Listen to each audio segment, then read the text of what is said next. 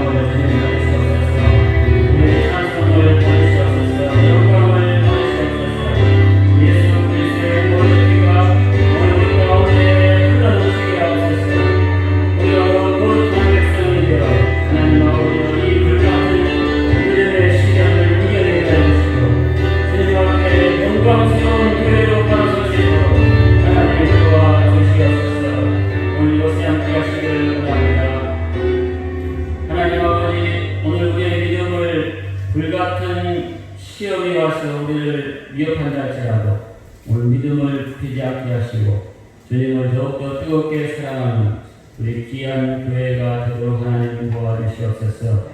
예수 그리스도의 보혈의 피가 강물처럼 흐르게 하옵소서. 주님을 의지하는 믿음이 더욱 커지게 하여 주시옵소서. 주님 주의 교회를 인도하시고 붙드실 줄로 믿습니다. 예수님의 이름으로 기도합니다. 아멘.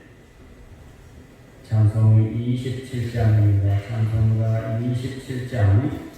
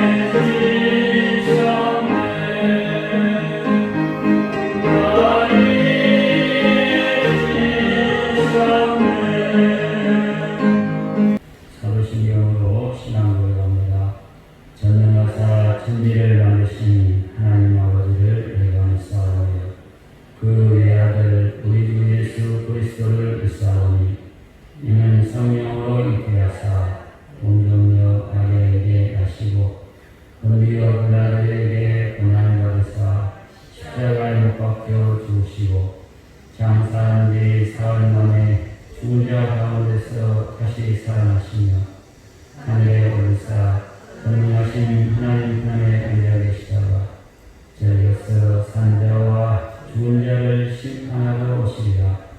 성령을 믿사오며 거룩한 공회와 성도가 서로 교통하는 것과 죄를 사하여 주신 것과 몸이 다시 사는 것과 영원히 사는 것을 믿사옵나이다. 아멘. 찬송 265장 찬송하면서 공헌하겠습니다. 찬송가 265장입니다.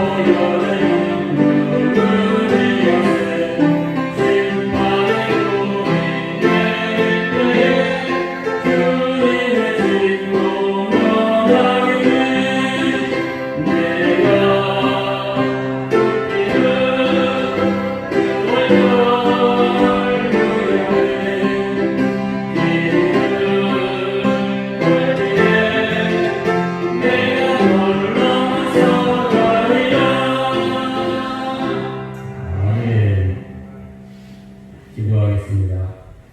하나님 아버지 감사합니다. 하나님을 사랑하여 오늘 우리 성도들이 주님께 드리는 이 귀한 예물을 받으시옵소서. 우리의 사랑을 받으시옵소서.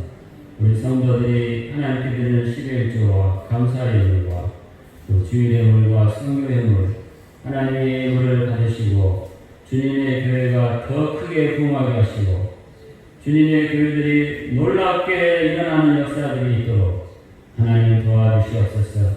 오늘 전 세계에 하나님 선교사들을 파송하는 우리 대한민국 교회가 이 어려움을 이겨내게 하시고 그래서 더 많은 선교사들을 파송하고 후원할 수 있는 귀한 교회들이 되게 하시고 우리 선교성교회도 하나님 많은 하나님 아버지 헌신자들이 일어나고 주님이 보내주셔서 더 큰 일들을 감당할 수 있도록 하나님 복의 복을 더하여 주시옵소서. 축복합니다. 복이 넘치게 하옵소서. 창조케 하옵소서. 땅을 다스리게 하옵소서. 예수님의 이름으로 기도합니다. 아멘. 베드로전서 1장 1절부터 12절입니다. 제가 먼저 기도합니다. 예수 그리스도의 사도 베드로는 본도, 갈라디아, 갑바도기아, 아시아와 비두니아에 흩어진 나그네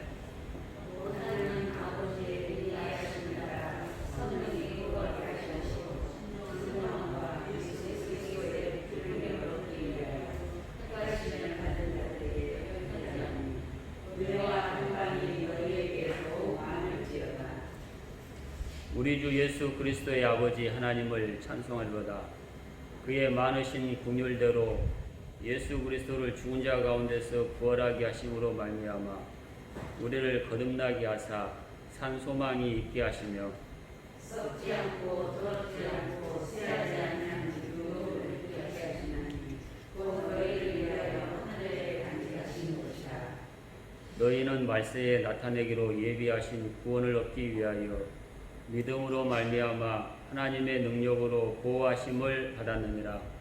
그러므로 너희가 이제 여러 가지 시험으로 말미암아 잠깐 의심하게 되지 않을 수 없으나 오히려 크게 기뻐하는도다. 너희 믿음의 확실함은 불로 연단하여도 없어질 금보다 더 귀하여 예수 그리스도께서 나타나실 때 칭찬과 영광과 존귀를 얻게 할 것이니라. 예수가 너희를 보지 못하였으나 사랑하는도다. 이제도 보지 못하나 믿고 말할 수 없는 영광스러운 즐거움으로 기뻐하니 믿음의 결국 곧 영혼의 구원을 받음이라. 할렐루야. 네. 감사합니다. AD 64년 7월 19일 로마에 큰 대화재가 있었습니다. 로마 거의 전역이 폐허가 되었습니다. 그 당시 로마 제국의 황제였던 네로가 새로운 로마를 건설하기 위해서 불을 질렀습니다. 그런데 그 피해가 너무나 커서 이 사건을 덮어야 되겠는데 어떻게 덮을까 고민하다가 희생양을 찾아냈습니다. 그 희생양이 누구냐면 바로 그리스도인들이었습니다. 곧 이어서 그리스도인들에 대한 체포명령이 내려지게 되었습니다. 그리스도인들은 로마사의 아기오 병태로 낙인이 찍혔습니다. 사람들은 기독교인이면 무조건 당국에 신고하고 잡아들이도록 하게 했습니다. 여기저기서 피비린내 나는 그런 처형이 시작되었습니다. 살아남은 그리스도인들은 카타곰의 동굴로 숨어들기 시작했고 또 적지 않는 그리스도인들은 로마를 떠나서 목숨을 보존하기 위해서 여러 지역으로 특별히 소아시아 지역으로 흩어지기 시작을 했습니다.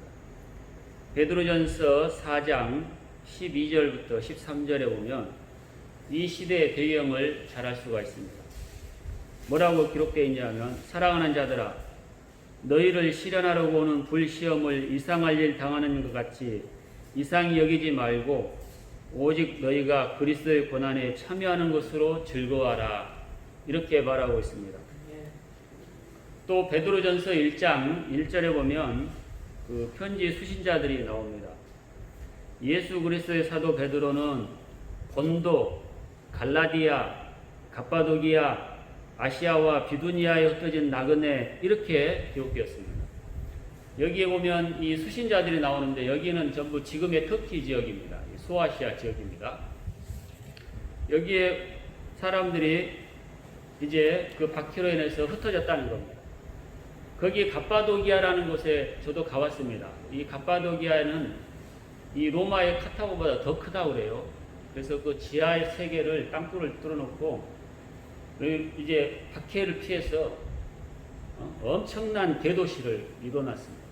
근데 거기 들어가서 이제 믿음을 지키기 위해서 땅굴에 들어가서 이제 그 신앙생활을 이어갔다는 겁니다. 이 베드로 전서는 그래서 우리에게 무엇을 가르치냐면 희망을 우리에게 가르쳐 주는 겁니다. 땅굴 속에 들어가서도 살지만 그러나 믿음을 잃지 않고 희망을 가졌던 또 그렇게 희망을 가지도록 오늘 이 베드로 사도가 교회들에게 특별히 이 아시아의 땅굴 속에 들어가서 정말로 어려운 시대를 살아가는 그 당시 그리스도인들에게 희망을 부여잡기 위해서 부여잡도록 우리에게 이 베드로전서를 기록하게 해주는 것입니다. 여러분들, 오늘 우리 교회는 어둠 속에서도 희망을 가지고 살아야 됩니다. 또 교회는 어두운 세상에 희망의 불꽃이 되어야 됩니다. 그리고 또 무엇보다도 우리가 믿는 이 신앙에 대해서 우리가 확신을 가지고 살아야 되는 것입니다. 베드로가 이 편지를 쓰던 그 1세기와 오늘 우리가 살아가는 21세기에는 다른 시대입니다. 그러나 우리들은 여전히 희망이 필요합니다. 특히 오늘 우리 신앙에 대한 희망이 오늘 우리들에게도 여전히 필요합니다. 그 땅굴 속에서 얼마나 그들은 그 자기들의 신앙에 대해서 회의하고 의심하고 두려워했겠냐 이겁니다. 그럼에도 그들은 베드로의 사도의 이 편지를 받고 희망을 가지고 일어설 수 있었습니다. 할렐루야. 그런데 이런 희망은 사람이 만들어낼 수 있는 것이 아니라는 겁니다. 사람에게 희망을 찾을 수 없습니다. 오히려 우리는 사람에게서 실망을 하고 사람 때문에 절망을 하게 됩니다. 그러면 우리는 어디서 희망을 찾아야 됩니까? 오늘 우리 본문에서 오늘 우리는 희망을 가지고 살 수 있다는 것을 배우게 되는 겁니다. 우리가 절망적인 이 세상에서 희망을 가지고 살아야 될 이유는 과연 무엇일까요? 오늘 그래서 저는 여러분들과 함께 이 베드로가 보내준 이 편지를 통해서 우리가 왜 이 절망적인 세상에서 희망을 가지고 살아야 되는지 그 이유를 찾아보도록 하겠습니다.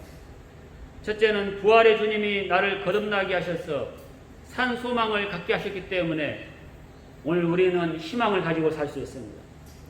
베드로전서 1장 3절 하반절에 이렇게 이야기합니다. 그의 많으신 긍휼대로 예수 그리스도를 죽은 자 가운데서 부활하게 하심으로 말미암아 우리를 거듭나게 하사 산 소망이 있게 하시며 이렇게 말씀하고 있습니다. 우리는 하나님께 많은 긍휼을 받은 사람들입니다. 많은 사랑을 받은 자들입니다. 우리가 어떤 사랑을 받았습니까? 하나님은 예수 그리스도를 죽은 자 가운데서 부활하게 하심으로 우리를 거듭나게 하시는 사랑을 부어주셨습니다. 그래서 우리는 산 소망을 갖게 된 것입니다. 우리는 거듭나게 되었습니다. 중생하게 되었습니다. 거듭난 자는 인생의 산 소망을 가질 수밖에 없습니다. 여러분들 생각해 보십시오. 한번 죽었다가 다시 살아난 사람들의 특성은 바로 희망과 소명의식으로 가득하다는 것입니다. 여러분들 한번 죽었다가 다시 살아난 사람들, 그 사람들은 보통 그냥 우리들처럼 살지 않습니다. 희망이 가득 찼고 소명의식으로 가득 차 있습니다. 오늘 우리 성경에 보면 계시록을 요한계시록 기록한 사도 요한도 그 사람 중에 한 사람입니다. 사도 요한은 순교 직전에 갔습니다. 거의 순교하려고 했는데 극적으로 살아난 자입니다. 그가 반모섬에서 그 고된 노역 중에도 하나님의 비전을 발견하고 보고 그리고 교회들에게 희망을 주기 위해서 요한계시록을 기록한 것입니다. 새 예루살렘이 하늘에서 내려오는 그런 비전을 보았습니다. 그래서 새로운 삶을 자기도 시작했고 또 교회들에게 그 새로운 희망을 전해주었던 겁니다. 이렇게 새로운 삶을 얻은 사람들은 이제 자신의 삶에 안주하지 않고 하나님의 비전을 보고 새로운 삶을 살게 됩니다. 그리고 다른 사람들에게도 소망을 부어주고 희망을 갖게 살아가는 사람들이 되는 것입니다. 우리들도 부활하신 주님을 만나고 나서 이제 새로운 제2의 삶을 살게 되었습니다. 중생하게 되었습니다. 예전에 불신과 죄악에 나는 죽고 하나님의 나라의 희망의 복음으로 무장한 새로운 인생을 살아가게 된 것입니다. 할렐루야. 부활하신 주님, 다시 사신 주님을 만난 사람은 인생의 제2의 인생, 제2의 인생을 살 수밖에 없습니다. 그러므로 어려운 중에도 희망을 가지고 살아갈 수가 있는 것입니다. 사도 베드로는 이 소망이 우리가 세상을 살면서 경험하는 거짓 소망이나 일시적인 소망과 차원이 다르다는 것을 알기 때문에 이것을 뭐라고 했냐면 산소망이다 이렇게 표현했습니다. 이 소망은 잠깐 있다 없어지는 그런 것이 아닙니다. 이 소망은 영원한 소망이요 없어지지 않는 소망입니다. 살아있는 소망인 것입니다. 할렐루야. 오늘 그래서 우리는 저와 여러분들은 살아있는 소망을 갖게 되는 것입니다. 이동우 목사님의 책에 이런 내용이 나옵니다. 영국의 목공소에서 일하던 가난한 청년이 전도를 받았습니다. 그래서 예수님을 영접하게 됐습니다. 그래서 갑자기 그의 인생에 희망이 솟고 의욕이 넘쳐나기 시작했습니다. 그래서 열심히 한 10년 정도 일하고 나니까 조그마한 가구, 제조업을 경영하는 사장이 되었습니다. 이제 돈도 명예도 조금씩 갖게 되었습니다. 그러던 어느 날 그가 자기 공장 뒤편에 있는 언덕을 산책하러 올라갔습니다. 그러다가 넓직한 바위가 있다는 것을 보게 됐습니다. 그래서 그 바위에 걸터 앉아서 이제 마을을 쭉 내려다보고 있었습니다. 근데 갑자기 그 마음속에 행복함이 솟아오릅니다. 그리고 내게 이렇게 내가 지금 널찍한 바위에서 걸터 앉아 있는 것은 무엇인가 바로 이 바위처럼 내 인생을 받쳐주는 그런 존재가 있기 때문에 내가 지금 이렇게 행복하다는 것을 깨닫게 된 겁니다. 그 바위 같은 내 인생을 떠받쳐주는 분이 누구냐? 바로 예수님이었다는 것입니다. 할렐루야. 자기의 인생을 떠받치는 것이 돈도 아니고 명예도 아니고 부활하신 주님이 살아계셔서 자신을 인도해 주셨기 때문에 내가 지금 이렇게 행복한 삶을 살게 됐다는 것에 대해서 감사하게 된 겁니다. 그래서 그분은 종이를 한 장 꺼내서 시를 쓰기 시작했습니다. 그래서 그 시를 쓰기 시작했습니다. 이 몸의 소망 무언가? 우리 주 예수뿐일세. 우리 주 예수밖에는 믿을 리 아주 없도다. 굳건한 반석이시니 그 위에 내가 서리라. 그 위에 내가 서리라. 할렐루야. 오늘 우리가 부르는 이 찬송가 488장의 가사가 그때 나온 것입니다. 여러분과 저도 이 부활하신 예수님이 떠받쳐주고 있다는 것을 기억하시기 바랍니다. 그 부활하신 주님이 우리와 함께 하신다면 우리는 흔들릴 수 없는 소망의 사람이 되는 것입니다. 베드로는 예수님을 처음 만날 때 자기 배에서 가르치시다가 갑자기 깊은 데로 가서 그물을 던지라 하는 예수님의 도전의 말씀을 듣습니다. 그 말에 예수님의 체면이 생각나서 그냥 얼떨결에 그냥 순종을 한 겁니다. 그런데 그물이 찢어지는 놀라운 기적을 체험하게 됐습니다. 물고기를 못 잡은 게 아닙니다. 물고기를 가득 차고 잡은 성공을 한 것입니다. 그런 성공을 체험할 때 이런 성공과 이런 능력은 나에게서 나온 것이 아니다라는 것을 알게 됐죠. 그리고 그 능력은 예수님에게서 나온다는 것을 발견한 겁니다. 그리고 예수님 앞에 엎드려서 자신을 드리게 됐습니다. 그게 뭡니까? 오늘 우리에게 인생의 유일한 희망은 예수님이라는 것을 베드로는 그때 그 자리에서 배웠다는 것입니다. 우리 인생이 이렇게 성공할 수 있는 유일한 희망은 예수 그리스도다는 겁니다. 할렐루야. 오늘 우리가 실패하기 때문에 거기서 예수님이 희망이라는 것을 발견한 사람도 있겠지만 내 능력은 아닌데 내게 이런 성공을 주신 분은 바로 예수 그리스도밖에 없다는 것을 그때 우리가 알게 되는 겁니다. 그때부터 베드로는 예수님을 희망으로 유일한 희망으로 삼고 그분을 섬기기 시작을 한 겁니다. 할렐루야. 오늘 저와 여러분들이 바로 부활하신 그 예수 그리스도를 만날 때 오늘 우리는 희망을 가질 수 있고 우리의 인생은 벅차오르고 소명의식으로 가득 차게 된다는 것을 꼭 기억하시기 바랍니다. 또 우리가 희망을 가지고 살 이유는 뭡니까? 쇠하지 않는 하나님의 나라의 지분을 얻게 하셨기 때문입니다. 오늘 1장 4절에 보면 이렇게 이야기합니다. 썩지 않고 더럽지 않고 쇠하지 아니하는 유업을 있게 하시나니 곧 너희를 위하여 하늘에 간직하신 것이라 그랬습니다. 썩지 않고 더럽지 않고 쇠하지 않는 이 유업, 여기 예전 번역에는 이 유업을 기업으로 이렇게 번역을 했습니다. 그 기업은 이 땅에 있는 것이 아니죠. 그 기업은 하늘에 있는 유산입니다. 할렐루야. 그 하늘에 있는 유산에 우리가 지분을 갖고 있는 겁니다. 만져볼 수도 없고 볼 수도 없지만은 그런 하늘에 있기 때문에 그 소유권만은 확실한 겁니다. 그런데 이 땅에서는 여러 가지 전쟁과 사건 사고 때문에 이것이 불안해요. 그러나 하늘에 있는 것이기 때문에 내 소유권이 안전한 겁니다. 할렐루야. 그 유업의 지분은 뭐냐면 바로 하나님의 나라 백성이라는 것. 하나님이 왕이시고 그 나라의 백성이라는 이 유업이 오늘 우리가 받게 될 하늘나라의 기업이라는 겁니다. 할렐루야. 오늘처럼 격동하는 시대에서 기업 활동하기는 참으로 어렵습니다. 10년 전에 대기업들이 지금은 이름도 없거나 아니면 한참 뒤로 물러나 있는 것을 우리는 보게 됩니다. 10년 전에는 정말로 떵떵거리던 기업들이 지금은 없어져 버리고 듣도 보도 못한 기업들이 지금 상위 10위권에 와 있는 걸 볼 수가 있습니다.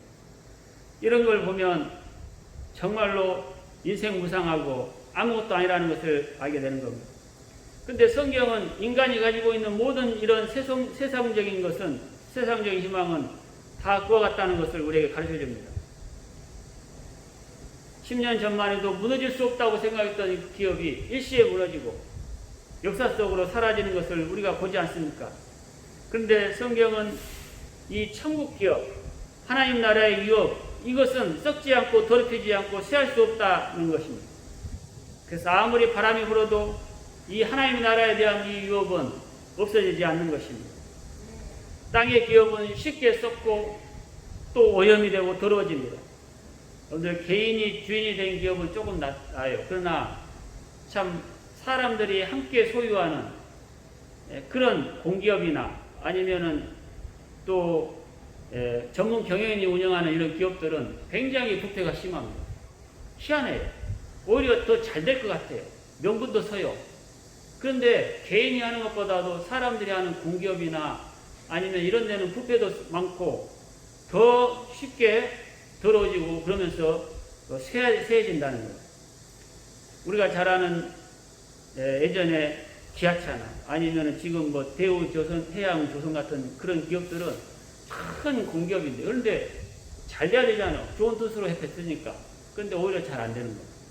사람들이 오히려 더 쉽게 부패합니다. 왜 그러냐? 사람들이 만들고 유지하는 기업은 이렇게 부패하고 더러워져서 결국은 쇠하게 된다는 겁니다. 그러나 하나님이 만들고 하나님이 유지하는 그 하나님의 나라는 쇠하지 않습니다. 거룩하고 정결하고 쇠함이 없는 영원한 나라인 것입니다. 그래서 오늘 우리는 이런 천국 소망을 갖게 된 것입니다. 할렐루야. 이것은 썩지도 않고 더럽혀지지도 않고 쇠하지도 않는 그런 나라를 우리가 가지고 있는 것입니다. 그래서 하늘의 기업을 소망하고 사는 사람은 갈수록 우리의 인생이 소망으로 넘치는 것입니다. 시간이 갈수록 소망은 커집니다. 그래서 우리가 앞에서 봤던 488장의 작사자 이 에드워드 모트라는 분은 그 뒤에 그분의 인생이 어떻게 되는가는 우리가 한번 보면 좋겠습니다.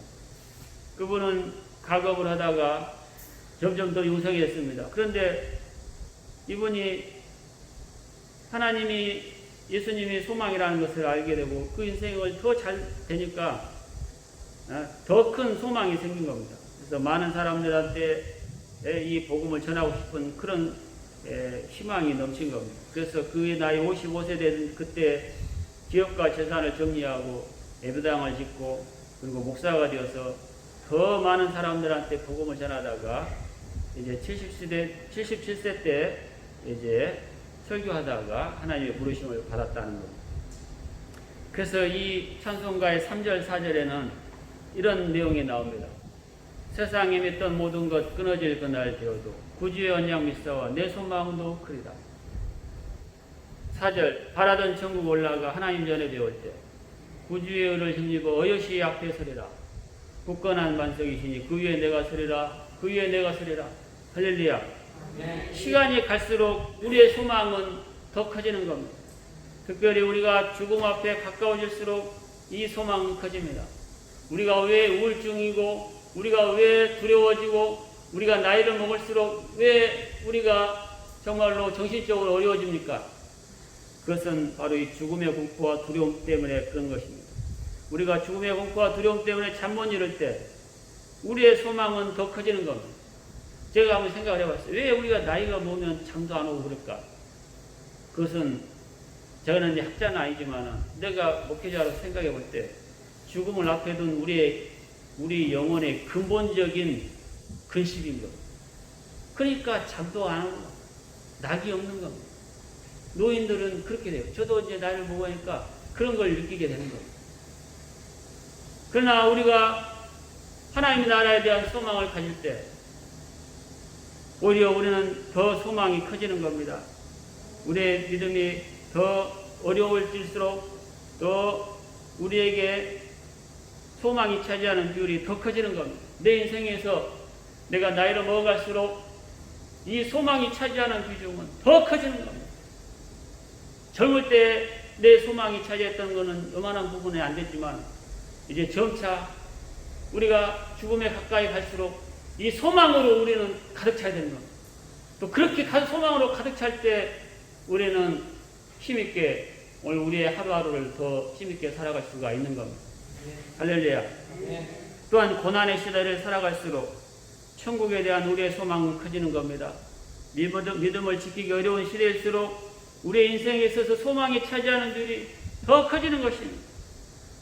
쇠하지 않는 이 하나님의 나라의 지분을 오늘 우리가 얻기를 원하는 겁니다. 할렐루야. 우리가 희망을 가지고 살 이유는 또 무엇입니까? 그것은 능력으로 보호하시는 하나님을 믿고 강해질 수 있기 때문에 그렇습니다. 우리가 소망을 갖고 살아야 될 이유는 하나님이 능력이 우리를 보호하시고 계시기 때문에 그렇습니다. 어떤 보호입니까? 시련을 견디도록 강한 믿음을 주시는 보호라는 겁니다. 여러분들 성도들에게 주어진 이 궁극적인 소망은 천국 소망이라고 했습니다.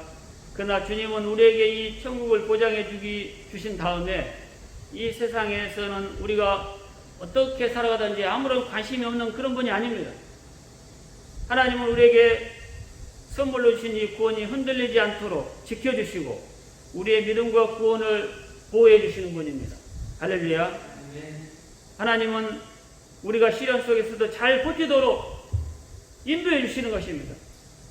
하나님의 능력은 우리가 이 세상을 살아가는 동안에 경험하는 모든 시련과 그 위험을 버티도록 도와주는 분입니다. 강한 믿음을 주십니다. 잠깐 시련을 만나더라도 이길 수 있도록 믿음을 보호해 주신다는 겁니다. 구원받은 하나님의 자녀들에게 시련의 바람은 불어옵니다.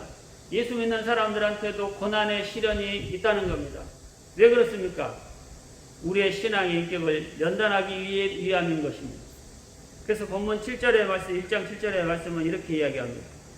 너희 믿음의 시련이 불로 연단하여도 없어질 금보다 귀하여 예수 그리스도에 나타나실 때 칭찬과 영광과 존귀를 얻게 하려 함이라 그랬습니다. 여러분들 자연 상태에서 이 금광석에서 순금을 채취할 때 어떻게 하냐면 용광로에다가 그냥 던져 넣어버리는 겁니다. 금은 우리가 가지고 있는 이 금은 처음부터 그런 반짝이는 이런 덩어리가 아닙니다. 아주 돌멩이 안에 조금씩 들어있는 그런 것이죠. 그런데 그걸 금으로 얻기 위해서는 용광로에다가 넣고 그것을 불순물을 제거하는 그런 과정이 필요하다는 겁니다. 여러분들 이렇게 생명도 없고 정말로 연약한 이 금을 얻기 위해서도 이런 시련이 필요하다면 오늘 하나님의 백성들한테는 이 하나님의 믿음의 백성들의 이 순수한 믿음을 우리가 갖기 위해서는 우리에게 이런 불시험이 있다는 것을 우리는 정말로 이것을 믿음으로 받아들이기를 주의 이름으로 축원합니다. 당연한 것입니다. 불같은 시험이 있다는 것에 대해서 우리가 이것을 왜 그럴까 이렇게 우혹할 필요가 없습니다. 여러분들 금이 불 속에서도 금으로서의 이 분자 구조가 사라지지 않는다는 거예요. 오히려 그 불 속에서도 금은 금으로서 더 견고해지는 겁니다. 왜? 그 하나님의 섭리입니다. 마찬가지로 오늘 우리가 믿음의 시련 속에서도 하나님 우리를 보호하고 계시는 겁니다. 하나님의 백성들은 이 시련 속에서도 상하지 않을 것입니다. 하나님의 백성들은 이 시련 속에서도 우리가 불에 타서 없어져 버리지 않습니다. 왜? 하나님의 섭리인 겁니다. 하나님 우리를 그렇게 지키고 계십니다. 하나님의 백성들은 그렇게 태어났습니다. 오늘 우리가 그것을 꼭 믿으시길 바랍니다. 5절에 보호하신다는 헬라어 말이 있는데 그 보호하심을 받았느니라는 말에 이 보호한다는 말은 제가 찾아보니까 프루르네 메누스라는 말입니다. 근데 이 프루레오라는 말에서 온 건데 이거 군사 용어입니다. 이게 뭐냐면 여러분들 큰 성벽이 있는데 그 안에 또 요새가 또 있어요. 그렇죠? 보통 여러분들의 그 영화 같은 데 보면 그랬습니다. 바깥에 성벽이 있지만 또 그 안에 또 성벽이 또 이렇게 안에 요새 같은 것이 또 있어요. 근데 바로 이것을 말하는 거예요. 그러니까 하나님이 우리를 보호하신다는 그 보호의 그 이유는 바로 그 요새, 그 도시 안에 있는 그 성 같은 또 다른 요새가 바로 하나님 우리를 보호하신다는 말입니다. 시편 18편 2편에 여호와는 나의 반석이요 나 요새시오라는 말이 바로 그 요새시오라는 말이 그런 의미가 있는 겁니다. 하나님이 나를 보호하신다는 의미는 우리가 그 성벽에 둘러있는 그 성벽 안에 또 나의 그 엄청난 나를 보호하는 요새가 되어주신다는 것입니다. 오늘 그렇기 때문에 오늘 고난 가운데 있는 우리들에게 하나님이 우리에게 고난을 준다 할지라도 거기에는 목적이 있는 것입니다. 나를 그렇게 보호해 주신 하나님께서 왜 이런 시련을 주실까? 거기에는 하나님의 목적이 있는 것이죠. 그렇기 때문에 오늘 이 시련이 올 때 우리는 어떻게 해야 되느냐면 오늘 우리는 시련 속에서도 시험 속에서도 기뻐할 수가 있는 것입니다. 거기에는 무엇인가 하나님의 뜻이 있는 것입니다. 나의 인격을 다시 일으키고 하나님의 성품을 만들어내는 하나님의 그 무엇인가 뜻이 있다는 것을 알고 우리는 기뻐할 수가 있는 것입니다. 그래서 우리는 뭐라고 말합니까? 성경은 그러므로 너희가 이제 여러 가지 시험을 인하여 잠깐 근심하게 되지 않을 수 없었으나 오히려 크게 기뻐하도다 그렇게 말합니다. 고난 속에서도 기뻐하고 강한 믿음을 갖게 되는 겁니다. 연단을 받을수록 우리의 믿음은 더 강해지는 것입니다. 할렐루야. 그래서 디모데후서 1장 12절에 이렇게 말합니다. 이로 말미암아 내가 또 이 고난을 받되 부끄러워하지 아니함은 내가 믿는 자를 내가 알고 또한 내가 의탁한 것을 그날까지 그가 능히 지키실 줄을 확신함이라 그랬습니다. 성도 여러분, 우리의 이 신앙이 어려운 순간이 다가왔습니다. 오늘 우리 교회 안에도 이제 초대교회 성도들이 당했던 그 무시무시한 그 연단의 그 시험의 불이 우리들에게도 이제 조금씩 와 있습니다. 물론 그들과는 비교할 수 없습니다. 그러나 오늘 우리가 이 어려움을 우리가 이 소망으로 이겨내는 저와 여러분 되기를 바랍니다. 하늘나라의 소망을 가지십시다. 어떤 사람들의 미혹이 해와도 오늘 우리가 믿음으로 이겨내고 우리가 이 고난 가운데서도 나를 보호하시는 하나님의 손길이 있다는 것을 기억하고 믿음을 지켜가는 저와 여러분 되기를 바랍니다. 이 코로나의 이 엄청난 위기 속에서 오늘 저와 여러분들이 믿음을 가지고 이 신앙을 지켜가기를 바랍니다. 이 코로나는 먼저 오늘 우리들에게 주시는 메시지가 있다고 그랬습니다. 우리가 하나님 앞에 회개하고 남을 탓하기에 앞서 우리 자신이 얼마나 하나님 앞에 연약한 자이고 죄가 많은가를 우리 교회가 먼저 돌아봐야 되는 것입니다. 그런 계기가 돼야 됩니다.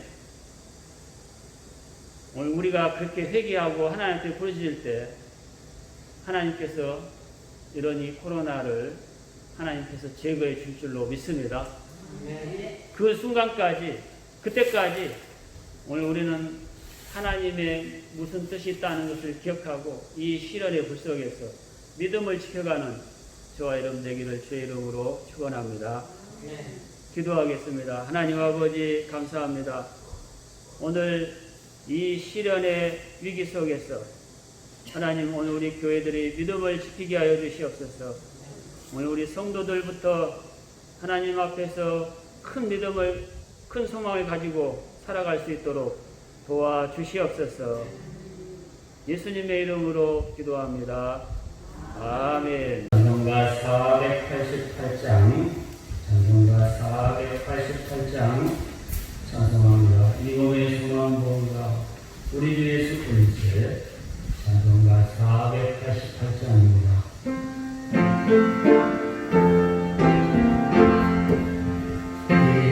우리 주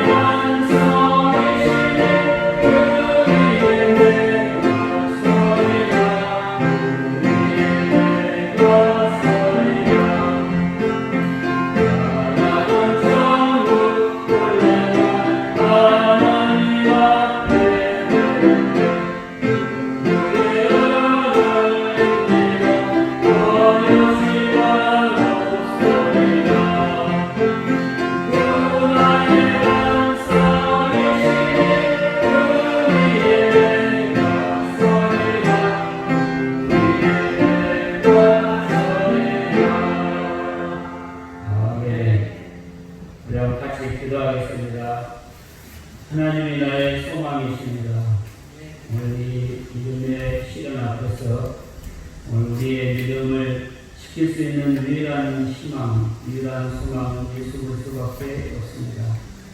그 예수님께 오늘 우리의 믿음을 우리가 오래 기뻐하고 우리 새로운 출발로 시작할 수 있음을 믿습니다. 예수님, 오늘 우리 어려운 우리 한국교회와 이 땅의 모든 우리 성도들을 하나님 지켜주시옵소서.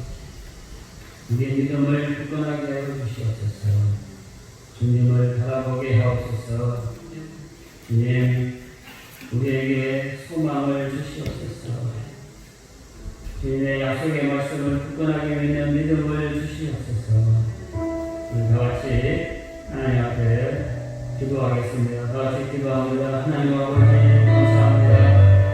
오늘 하나님 아버지 믿음의 시간과 하나님 아버지 이 믿음의 시험의 위기 앞에서 오늘 우리의 믿음을 지킬 수 있도록 하나님 도와주시옵소서.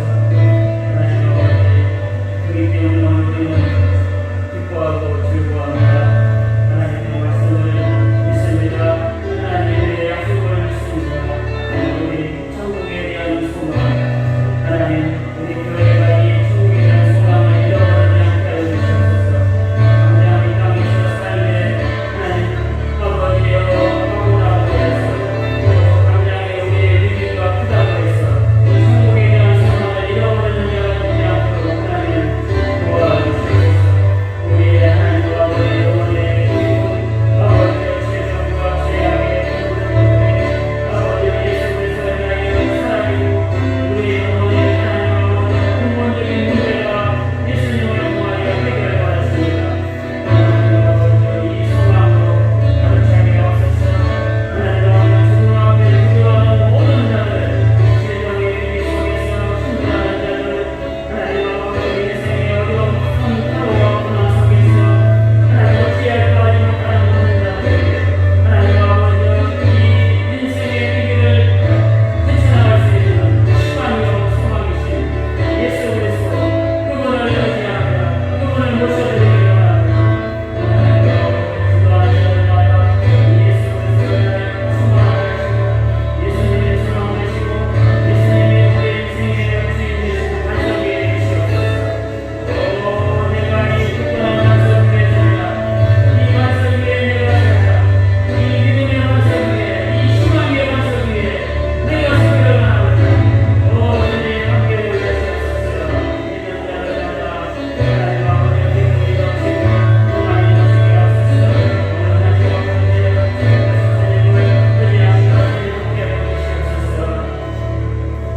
오늘 하나님 아버지 우리가 믿음의 위기 속에서도 우리가 기뻐할 수 있는 것은 주님이 우리의 반석이 되시고 우리 인생을 떠받쳐 주시기 때문입니다. 오늘 우리가 우리 교회들이 이 위기 속에서도 우리의 교회의 미래를 하나님 아버지여 약간하고 또 희망적으로 보는 것은 예수 그리스도께서 우리 교회를 붙잡고 계시기 때문이었습니다. 예수님이 우리를 보호하시기 때문에 그렇습니다. 나의 요새이시기 때문에 그렇습니다. 우리가 이 믿음을 가지고 살아갈 때 하나님 이 코로나 위기 속에서도 우리의 믿음을 지켜가게 해주시고 하나님 교회들이 더 건강하게 하시고 부흥하게 되는 역사들이 일어나도록 하나님 도와 주시옵소서. 우리 성도들이 어려운 처지 삶의 현장에 하나님께서 찾아가 주시고 이 반석 위에 우리가 설 때에 주님 우리 인생도 보호하시고 인도해 주시기를 원합니다. 예수님의 이름으로 기도합니다. 아멘.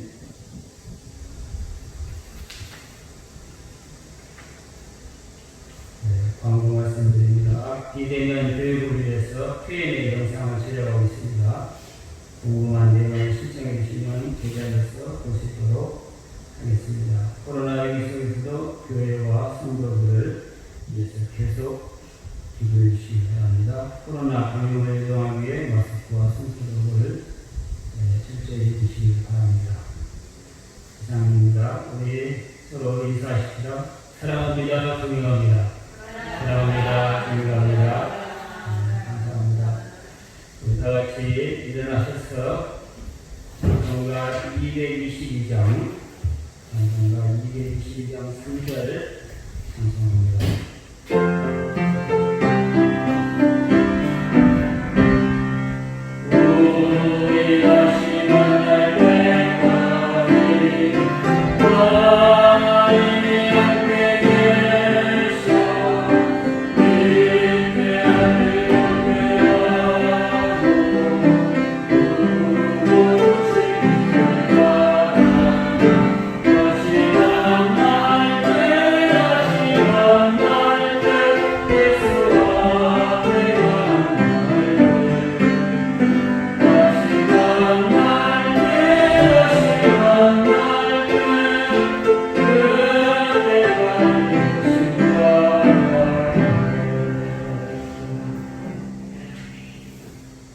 이제는 우리 주 예수 그리스도의 은혜와 하나님 아버지의 무한하신 사랑과 성령 하나님의 교통하심의 역사가 믿음의 시련 앞에서 우리의 희망 되신 예수 그리스도를 의지함으로 모든 위기를 이겨내기를 원하는 오늘 여기 모인 우리 모든 성도들과 우리 한국교회 위에 이제부터 영원토록 함께 계시기를 간절히 축원하옵나이다.